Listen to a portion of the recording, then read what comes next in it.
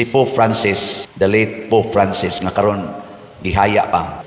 18 pa lang iyang edad, usa na lay iyang baga. Sa to pa, sa iyang mga 70 years old, nabuhi siya nga usaray baga. Niabot siya gikan sa pagka-trabahador, nahimo pa kuno na siyang bouncer sa club dito sa Argentina, hangtod nahimo siyang seminarista, Jesuit, hangtod na pare, hangtod na obispo, na kardinal, nahimong Santo Papa. Niabot siya na nga maong height, pero naa niya gyud ang kakabos. Pirmi siyang tuas mga kabos.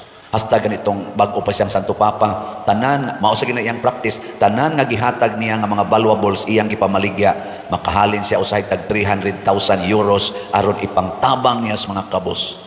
Nagpuyo siya wa dito sa kanang gitawag og puy-anan sa mga Santo Papa, dito siya puy-anan sa mga sulugoon sa Vatican.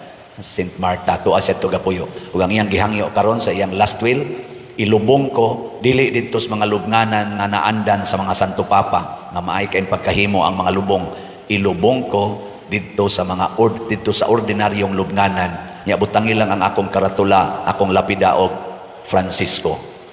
Unya ang akong lungon ayaw na nang naandan nga mahal kaayo nga i-construct yun para gyud sa Santo Papa. Ibutang lang kog lungon nga ordinaryo.